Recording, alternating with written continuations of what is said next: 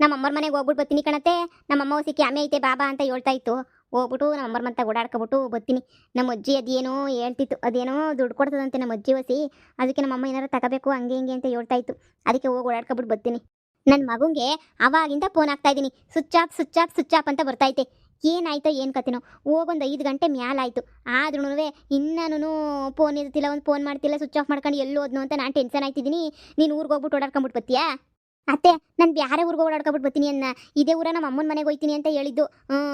ಅತ್ತೆ, ಅವರು ಎಲ್ಲೋ ಕಾರಾಗೆ ಎಸಿ ಗಿಸಿ ಹಾಕೊಂಡು 42 ಲಕ್ಷ ರೂಪಾಯಿ ಕಾರಲ್ವತ್ತೆ. ಅದಕ್ಕೆ ಮಲಗಿರ್ತಾರೆ ಕಣತ್ತೆ ನೆಮ್ಮದಿಯಾಗಿ ಸ್ವಿಚ್ ಆಫ್ ಮಾಡ್ಕೊಂಡು. ಇಲ್ಲ ಅಂದಿದ್ರೆ ಏನೋ ನಡ್ಕೊಂಡು ಹೋಗಿದ್ರೆ ಎದ್ರಕೋಬೇಕಿತ್ತು, ಟೆನ್ಷನ್ ಮಾಡ್ಕೋಬೇಕಿತ್ತು. ಹೋಗಿರೋದು ಅಷ್ಟು ಲಕ್ಷ ರೂಪಾಯಿ ಕಾರಾಗತ್ತೆ. ಯಾಕೆ ತಲೆ ಕೆಡ್ಸ್ಕೊತೀರ ಬಿಡಿ. 42 ಲಕ್ಷ ರೂಪಾಯಿ ಕಾರಾಗತ್ತೆ ಹೋಗಿರೋದು. ನೀವು ಟೆನ್ಷನ್ನೇ ಮಾಡ್ಕೋಬೇಡಿ. ಅದು ಯಾಕ್ಲೆ ಹಂಗೆ ಕಿರುಚ್ತೀಯಾ? ಅವಮ್ಮ ಕೇಳಿಸ್ಕೊಳ್ಳಿ ಅಂತ ಕಿರುಚ್ದೆ ಅಷ್ಟೇ ನೀನಿಯ. ನೀವೇನು ತಲೆ ಕೆಡಿಸ್ಕೊಳಕ್ಕೆ ಹೋಗ್ಬಿಡಿ. ಅದೇ ನಮ್ಮ ಅಮ್ಮರ ಮಂತಕ್ಕೆ ಹೋಗ್ಬಿಟ್ಟು ಬರ್ತೀನಿ ಕಣತೆ, ಸರಿನಾ? ನೀವು ಇರ್ರಿ ಮಂತಕ್ಕೆ, ಅವ್ರು ಬರ್ತಾರೆ. ಸಂಜೆ ಅಷ್ಟೊತ್ತಿಗೆ ನೀವೇನು ಟೆನ್ಷನ್ ತಗೋಬೇಡಿ. ನಾನು ಓಡಾಡ್ಕೊಬಿಟ್ಟು ಬರ್ತೀನಿ.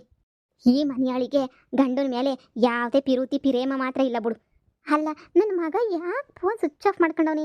ಕಾರಾಗ ಚಾರ್ಜ್ ಹಾಕಬತ್ತಾನೆ. ಕಾರಾಗೆ ಚಾರ್ಜ್ ಹಾಕ್ಕೊಂಡ್ರೆ ಫೋನ್ ಆನ್ ಆಯ್ತದೆ, ಮತ್ತು ಕಾರ್ ಇದ್ರೂ ಹಾಕಂತಿಲ್ಲ ಅಂತಂದರೆ ಯಾಕೆ ಏನು ಅಂತಲೇ ಅರ್ಥ ಆಗ್ತಿಲ್ವಲ್ಲ ನನಗೆ. ಬೀಗ್ರೆ ಬೀಗ್ರೆ ಬನ್ನಿ ಬನ್ನಿ ಬನ್ನಿ ಬೀಗ್ರೆ, ಬನ್ನಿ ಕೂತ್ಕೊ ಬನ್ನಿ. ನಾನು ನೀವು ಬರ್ತೀರಾ ಅಂತ ಹೇಳ್ಬಿಟ್ಟು ಅವಾಗಿಂದ ಓಡಾಡ್ಕೊಂಡು ನೋಡ್ತಾ ಇದ್ದೆ. ಬನ್ನಿ ಬನ್ನಿ ಕೂತ್ಕೊ ಬನ್ನಿ. ಅಯ್ಯೋ, ನಮ್ಮ ಮನೆಯವ್ರಿಗಂತೂ ಪೂರ್ತಿ ಕೆಲಸ. ಚೌಟ್ರಿ ಎಲ್ಲ ಬುಕ್ ಆಯಿತು. ನೀನು ಹೋಗಿ ಅವ್ರಿಗೆ ಒಂದ್ಸಲ ಫೋಟೋ ತೋರಿಸ್ಬಿಟ್ಟು ಬಾ, ಅವ್ರಿಗೆ ಹೋಗ್ಬಿಟ್ಟು ಕೊಡೋದೆಲ್ಲ ಕೊಟ್ಬಿಟ್ಟು ತೋರಿಸ್ಬಿಟ್ಟು ಬಾ ಅಂತ ಹೇಳ್ಬಿಟ್ಟು ಸುಮ್ಮನೆ ನನಗಂತೂ ಟೆನ್ಷನ್ ಕೊಡ್ತಾರೆ ಅವರಂತೂ. ಅದಕ್ಕೆ ಸರಿ ಆಯಿತು ಅಂತ ಹೇಳ್ಬಿಟ್ಟು ನಾನಂತೂ ಅದಕ್ಕೆ ಕಾರಲ್ಲಿ ನಮ್ಮ ಡ್ರೈವರ್ನ ಕರ್ಕೊಂಡು ಬಂದುಬಿಟ್ಟೆ. ಅಯ್ಯೋ ಪರವಾಗಿಲ್ಲ ಬಿಡಿ, ಬರ್ರಿ ಕೂತ್ಕೊ ಬರ್ರಿ. ಏನು ತಗೋತೀರಾ? Coffee, tea? ಛೇ ಛೇ ಛೇ, ಏನು ಬೇಡ ನನಗೆ. ನೋಡಿ, ನಮ್ಮ ಸಂಪ್ರದಾಯ ಪ್ರಕಾರ ಹುಡುಗನ ಅಮ್ಮಂಗೂ ನಾವು ಸೀರೆ, ಹಾಗೆ ನಮ್ಮ ಕೈಲಾದ ಏನಾದರೆ ಅದನ್ನು ನಾವು ಕೊಡಬೇಕು ಅಂತ ನಮ್ಮ ಸಂಪ್ರದಾಯ ಇದೆ.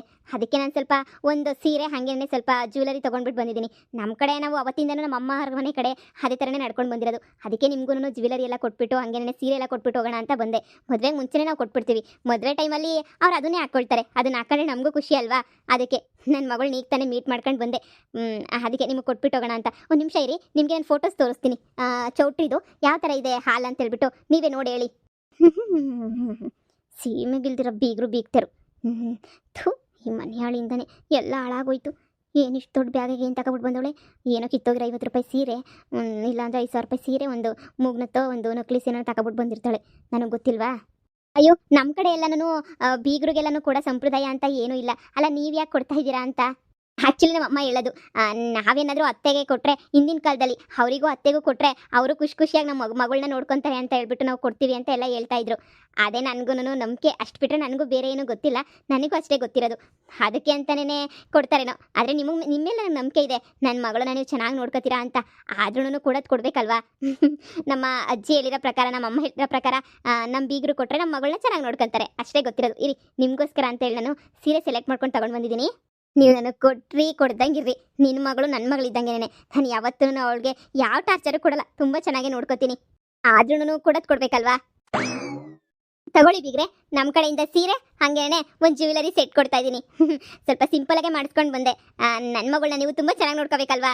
ನೀವು ಇದನ್ನು ಏನೋ ಇದು ಎಕ್ಸ್ಟ್ರಾ ಅಮೌಂಟ್ ಥರ ಕೊಡ್ತಾ ಇದ್ದೀವಿ ಅಂತಲೇ ಅಂದ್ಕೊಳ್ಳಿ. ನನ್ನ ಮಗಳು ಈ ಮನೆಗೆ ಬಂದಮೇಲೆ ಒಂದು ಮಾತು ಕೇಳೋದು ನನಗೆ ಇಷ್ಟ ಇಲ್ಲ. ಅವಳು ಯಾವಾಗ ಖುಷಿಯಾಗಿರ್ಬೇಕಷ್ಟೇ.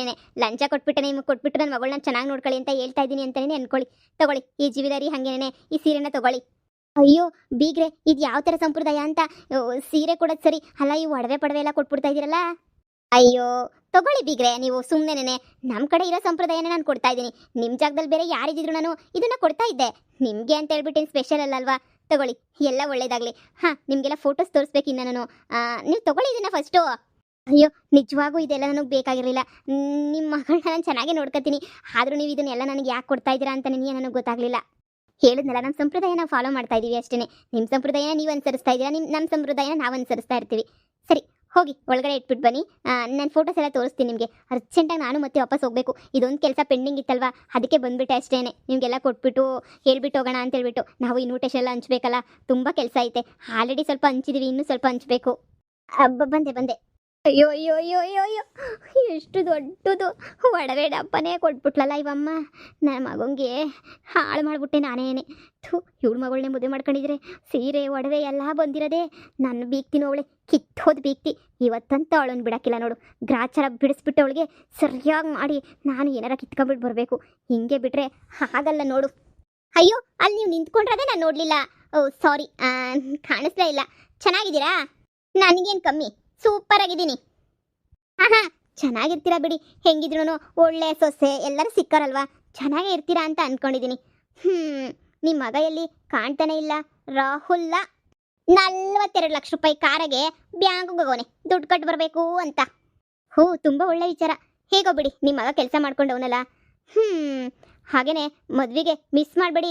ಆಮೇಲೆ ನನ್ನ ಮಗಳು ಮದುವೆ ಅಂತ ಹೇಳ್ಬಿಟ್ಟು ಬರ್ದಂಗೆ ಮಾತ್ರ ಇರಬೇಡಿ. ನಿಮ್ಮ ಮಧ್ಯೆ ಸ್ವಲ್ಪ ಮನಸ್ತಾಪ ಆಗಿದೆ. ಆದ್ರೂ ಮದುವೆ ಕರೆಯೋದು ನಮ್ಮ ಕರ್ತವ್ಯ. ಕರಿತಾ ಇದ್ದೀನಿ, ದಯವಿಟ್ಟು ಮರಿದಂಗೆ ಬಂದ್ಬಿಡಿ. ಫ್ರೀ ಇದ್ರೆ ನೋಡ್ತೀವಿ ಹೇಳಿ. ಹೋ, ನಿಮ್ಮ ಬಿಗ್ರು ಕೊಟ್ಟಿರೋದಕ್ಕಿಂತ ನಾನು ನಮ್ಮ ಬಿಗ್ರಿಗೆ ತುಂಬ ಕಡಿಮೆ ಕೊಟ್ಬಿಟ್ಟೆ ಅಂತ ಅನಿಸುತ್ತೆ ಅಲ್ವಾ? ನೀವೆಲ್ಲ ಮೊದಲೇ ದೊಡ್ಡ ಸಾಹುಕಾರರು. ನಿಮಗೇನಾದರೂ ಕೊಡೋದಿದ್ರು ಅವರೆಲ್ಲ ಇನ್ನೂ ಗ್ರ್ಯಾಂಡಾಗಿ ಜಾಸ್ತಿನೇ ಕೊಟ್ಟಿರ್ತಾರೆ. ನಮ್ಮ ಕೈಯಲ್ಲಿ ಇಷ್ಟೇ ಆಗಿದ್ದು. ನೀವೇ ಅವತ್ತೊಂದ್ಸಲ ಹೇಳಿದ್ರಲ್ಲ, ನಮ್ಮ ರೇಂಜ್ಗೂ ನಿಮ್ಮ ರೇಂಜ್ಗೂ ಅಜಗಜಾಂತರ ಅಂತ. ನಿಮ್ಮ ರೇಂಜ್ಗೂ ನಮ್ಮ ರೇಂಜ್ಗೂ ಅಜಗಜಾಂತರ ವ್ಯತ್ಯಾಸ ಬಿಡಿ. ನಿಮ್ಮ ಬೀಗ್ತಿ ಭಾಳ ಒಳ್ಳೆಯವಳು ಅಂತ ಅನಿಸುತ್ತೆ. ನನ್ನ ಬೀಗ್ತಿ ಒಳ್ಳೆಯವಳು ಅಂತ ಕೇಳ್ತೀಯಾ? ಭಾಳ ಅಂದರೆ ಭಾಳ ಒಳ್ಳೆಯವಳು. ಏನು ಅನ್ಕೊಂಡಿದ್ಯಾ ನನ್ನ ಬೀಗ್ತಿಗೆ? ನೀನು ಯಾವ್ದು ಕೊಟ್ಟರೆ ಜುಜುಮಿ ಸೀರೆ? 50,000 ರೂಪಾಯಿ ಸೀರೆ ನೀಯ ಕೊಟ್ಟವಳೆ, 2 ಸೆಟ್ ಒಡವೆ ನೀಯ ಕೊಟ್ಟವಳೆ. ತಗೊಳ್ಳಿ ಕಾಫಿನ. ಅಯ್ಯೋ, ನಮಗೆ ನೀವು ಒಂದು ಮೂಗ್ನತ್ ಕೊಡಲಿಲ್ಲ ಅಂದಿದ್ರು ನಮಗೇನು ಬೇಜಾರಾಗ್ತಾ ಇರಲಿಲ್ಲ ನೋಡಿ. ನಾನು ಯಾವತ್ತೂ ಏನೂ ಅಂದ್ಕೊಂಡೋಳಲ್ಲ, ಮನೆಗೆ ಬರಬೇಕು ಅಂತ ಇದು ಮಾಡ್ದೋಳಲ್ಲ. ನಾನು ಆರಾಮಾಗಿ ಮೊದಲೇನಿಂದನೂ ಹೇಳ್ದಂಗೆ ನಾನು ಆರಾಮಾಗೇನೆ ನಾನು ನೋಡ್ಕೊಂಡು ನನ್ನ ಸೊಸೆಗೆ ಏನು ಬೇಕೋ ಎಲ್ಲ ರೆಡಿ ಮಾಡಿಸ್ಕೊಂಡು ನಾನೇ ನನ್ನ ಸೊಸೆಗೆ ಬೇಕಾದಷ್ಟು ಒಡವೆ ಒಂದು 2 ಸೆಟ್ಟೇ ನೀನು ಮಾಡಿಸ್ಬಿಟ್ಟು ಮಾಡಕ್ಬಿಟ್ಟಿದ್ದೀನಿ. ಅಂತಂದ್ರೆ ನಾನು ಇದನ್ನೆಲ್ಲ ಆಸೆ ಪಡ್ತೀನ? ನೀವು ನನಗೆ ಕೊಡ್ರಿ, ಕೊಡ್ದಂಗಿರಲಿ. ನನಗಂತೂ ನೀವು ಯಾವಾಗಲೂ ಅದೇನಂತಾರಲ್ಲ, ನೀವು ನಿಮ್ಮ ಮಗಳನ್ನ ಕೊಟ್ಟಿರೋದಕ್ಕೆ ನಾನೇ ಋಣಿಯಾಗಿರ್ತೀನಿ. ತುಂಬ ದೊಡ್ಡ ಮಾತು. ಇದಕ್ಕೂ ಸ್ವಲ್ಪ ವರ್ಷಗಳು ಕೆಳಗಡೆ ನನ್ನ ಮಗಳನ್ನ ಒಬ್ರಿಗೆ ಮದುವೆಗೆ ಅಂತ ಕೇಳೋಣ ಅಂತ ಅಂದ್ಕೊಂಡಿರ್ಬೇಕಾದ್ರೆ ಅವ್ರು ತುಂಬ ಚೀಪಾಗಿ ಮಾತಾಡ್ಬಿಟ್ರು ನಮ್ಮ ಬಗ್ಗೆ. ಅದು ಮನಸ್ಸಲ್ಲೆಲ್ಲೋ ಹಂಗೆ ಕೊರಿತಾ ಇತ್ತು. ಹೀಗೆ ಸ್ವಲ್ಪ ನನಗೆ ಸಮಾಧಾನ ಆಯಿತು. ನನ್ನ ಮಗಳು ಒಳ್ಳೆ ಅತ್ತೆ ಮನೆಗೆ ಹೋಗ್ತಾ ಇಲ್ಲ, ಇನ್ನೊಬ್ರು ಅಮ್ಮನ ಮನೆಗೆ ಹೋಗ್ತಾವಳೆ ಅಂತ ನನಗೆ ಭಾಳ ಖುಷಿ ಆಗ್ತಾಯಿತ್ತೆ. ಇರಿ, ನಿಮಗೆ ಫೋಟೋಸ್ ಎಲ್ಲ ತೋರಿಸ್ತೀನಿ ನಾನು. ಮೊಬೈಲಲ್ಲಿ ಚೌಟ್ರಿ ಫೋಟೋಸ್ ಎಲ್ಲ ನೋಡಿ, ನಿಮಗೆ ಹೇಗಿದೆ ಅಂತ ಹೇಳ್ಬಿಟ್ಟು ನೋಡಿ. ನಿಮ್ಗೆ ಇಷ್ಟ ಆಗಲಿಲ್ಲ ಅಂದರೆ ಚೌಟ್ರಿನ ಬದಲಾಯಿಸ್ತೀನಿ. ಓ, ಇದೇನಾ ಚೌಟ್ರಿ? ಭಾಳ ಸಂದಕೈತೆ ನೋಡಿ, ತುಂಬ ಚೆನ್ನಾಗೈತೆ ಚೌಟ್ರಿ. ನಿಮ್ಗೆ ಇಷ್ಟ ಆಗಲಿಲ್ಲ ಅಂತಂದರೆ ಹೇಳಿ, ನಾನೇನು ಇಷ್ಟ ಆಗಲಿಲ್ಲ ಅಂತಂದರೆ ಬದಲಾಯಿಸ್ತೀನಿ. ನನ್ನ ಫ್ರೆಂಡ್ಸು ಅವರು ಇವರು ಎಲ್ಲ ತುಂಬ ಅಫಿಷಿಯಲ್ ಆಗೇ ಬರ್ತಿದ್ದಾರೆ. ಅದಕ್ಕೆ ಇರಲಿ ಅಂತ ಹೇಳ್ಬಿಟ್ಟು ಇಷ್ಟು ಚೆನ್ನಾಗಿರೋ ಚೌಟ್ರಿನೇ ಬುಕ್ ಮಾಡಿದ್ದೀನಿ ನೋಡಿ. ನಾನು ನೀವು ಕೊಟ್ಟಿದ್ದೀನಲ್ಲ, ಸ್ಯಾರಿ ಹಾಕ್ಕೊಂಡು ಜ್ಯುವೆಲರಿ ಹಾಕ್ಕೊಂಡೆ ನೀವು ಬರಬೇಕು. ನೀವು ಹಳ್ಳಿ ಥರ ನೀವು ಸಿಂಪಲಾಗಂತೂ ಇರೋಕ್ಕೆ ಹೋಗ್ಬೇಡಿ. ನೀವು ತುಂಬ ಗ್ರ್ಯಾಂಡಾಗೆ ಬನ್ನಿ. ನನ್ನ ಫಾರಿನ್ ಫ್ರೆಂಡ್ಸು ಎಲ್ಲರೂ ಬರ್ತಾರೆ, ಎಲ್ಲರೂ ಇಂಟ್ರೊಡ್ಯೂಸ್ ಮಾಡಿಸ್ಕೊಡ್ತೀನಿ ಸರಿನಾ?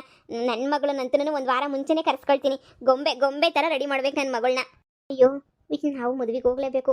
ಎಲ್ಲರೂ ಸಂದಕ್ಕೆ ಹೋದ್ರೆ, ನಾನು ಅಂದರೆ ನನ್ನ ಸೊಸೆ ಎಲ್ಲ ಬಿಕಾರಿ ಥರ ಹೋದರೆ ಇವ್ರು ಆಡ್ಕೊಂಡು ನಗಕ್ಕಿಲ್ವ ನಮ್ಮನ್ನು ನೋಡ್ಬಿಟ್ಟು? ಏನಾರ ಮಾಡಬೇಕಲ್ಲ.